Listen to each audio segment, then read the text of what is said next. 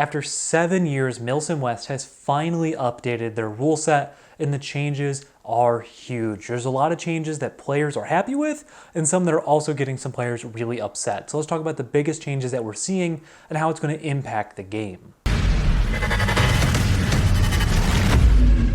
What's up, BB Warriors? My name is Lane, and I'm actually really excited about these changes because I think that it's going to make Milsim West an even better game. I love to see that they're taking feedback from their customers and using it to make their games better. Now, one of the biggest changes that we're seeing to Milsim West in these new rules that are in the tax op is to the Militia faction. If you're unfamiliar, Milsim West separates their teams on two ways. You have NATO on one side, and then on the other side you have Rust4, plus you have Militia, which, as the name implies, they are a militia. It's supposed to be lower speed. It's supposed to be, people who have just taken up arms against NATO. However, not a lot of players have embraced that. There's been some players that have become kind of a problem and the point of contention in the Milsim West community over the last couple of years, and this update aims to solve that. The way that they're solving that is they're making Militia actually more of a militia. Over the last couple of years, there's been a kind of movement out there that I like to call the MARSOC militia, which is where people will take all of their NATO equipment, their NATO guns, gear, put on a militia camouflage pattern, and then go on the militia team. And the issue is that they look like old school MARSOC. Like they're wearing M81s, JPCs, Mark 18s, a bunch of high-speed stuff. And it's bad for IFF, but it also doesn't look like a militia and kind of takes away from the spirit of the game. The way that Milsim West is addressing this is twofold. First off, with uniforms, they're getting a lot more strict about what is and what isn't required. On Militia, it's got to be US M81 Woodland, it's got to be a solid green color, or it has to be a Russian camouflage pattern. That is what is allowed. And there's still a lot of options within that. US M81 is dirt cheap if you want to go that route, or you can find some obscure Russian camo from the last 50 years or so. But I think this is going to help to give a more cohesive look, and again, to help get away from those people that just want to wear their super high-speed Gooner stuff on Militia and look like a NATO player who isn't wearing multicam. I think it's going to help get away from them.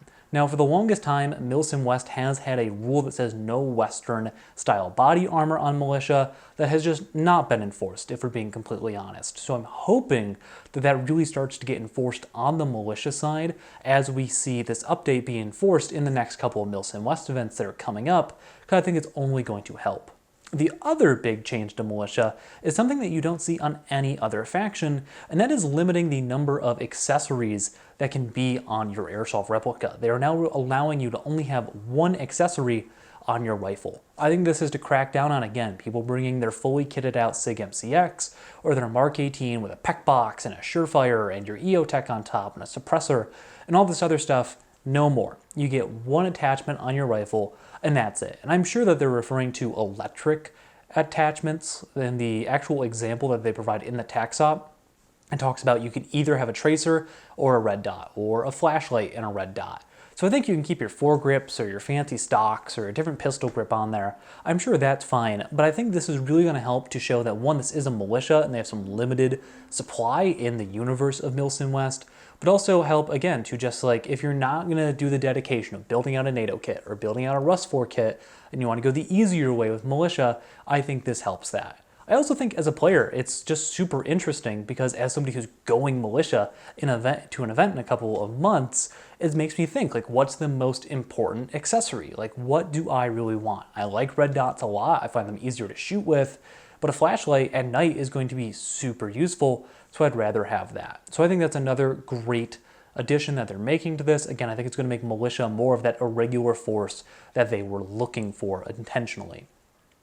The other interesting thing about this is some changes to some of the machine guns and automatic rifles that are allowed at Milsim West, and one that has been a point of contention is the RPK-16 by LCT. It's kind of a meme gun. It's definitely just kind of cheesing the game because it's a half-pound heavier than the AK-12 that LCT makes, but people were using it as a machine gun, and the new rules state that a rifle like the RPK-16 or the M27 IAR on the NATO side must use standard mid-cap magazines. They can no longer use drums, and I am a huge fan of this rule change because the RPK-16, as somebody that plays on both sides, you just acknowledge that it's cheesing the system because you have something that is equivalent to a rifle, in all honesty, but you're having a drum, which means that your ammo can't get searched. You're just going to dump it all there, because that's the Milsim West meta, to put all the squad's BBs in a drum so they can't get stolen.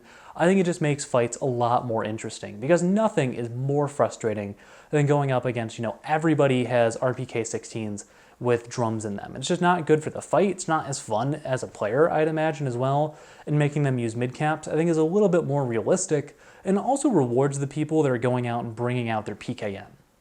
The change that they did make, if you have an old school RPK, like an RPK-74, if you have the full-length factory barrel, you can have a drum on that. So if you want your auto rifle and you're upset about the RPK-16, go backwards a little bit, buy the RPK-74, and you're still going to get that same experience in a package that's more of an auto rifle. The RPK-16 was never really issued out in actual real numbers, if I remember correctly, so I think this will help keep Milsim West a little bit more grounded in reality. Milsim West is also implementing some changes to how grenades work at their game, which I think will make them a little bit more powerful at events. Now, the kill radius for a grenade is going up. It's going from 10 feet to 15 feet, which I think is a good idea, because I've ran into a lot of experiences where frags just don't get called at games because, a lot of people can't tell the difference between 10 feet and 15 feet. They're always going to assume it's too far away. So hopefully with 15 feet, it makes it a little bit, easier for people to call them. At the same time, a lot of stuff goes on at Milsim West that's loud. You're focused on a fight, there's blank fire, and sometimes you just don't notice grenades that are going off. I'm sure there's been times where a grenade has landed behind me, and I just don't know how close it is to me because I'm wearing hearing protection. I'm focused on the BB battle. So hopefully this will, make grenades a little bit more powerful and make people actually call them at games, because a lot of hit shrugging with frags goes on. I'm sure a lot of it isn't intentional, but I think this will be beneficial. The other thing, at events that are at a higher risk of being a fire hazard, Thunder Bees will count as frag grenades, which I think is a good idea so that we don't end up burning down the Victorville AO. I'd like to go there at some point before it burns down. So I think that's a wonderful addition to it. And again, this is all coming, I'd assume, from feedback from players. A lot of the other updates with this TaxOp update are just quality of life things, ways to prevent people from cheesing the game. Like, for example, you can't talk to your teammates when you're dead. You can only yell for medic, be like, "Ah, I'm dead." You can't be like, "Hey, he's around the corner, shoot him." So I think that'll be a huge upgrade and just huge quality of life enhancement for Milsim West. There's some other updates about making it so that if somebody with a shield is getting shot at, they can't just keep charging, because that wouldn't happen in the real life. Some vehicle rules to make them a little bit safer. But the main things that we're seeing in this TaxOp update are changes to militia, changes to uniform regulations, and frags. And I think that these are just a huge quality of life enhancement in Milsim West, and there are a lot of people who are upset about this, which I find hilarious. If you want to see people getting mad, go to the Milsim West General Interest Group on Facebook.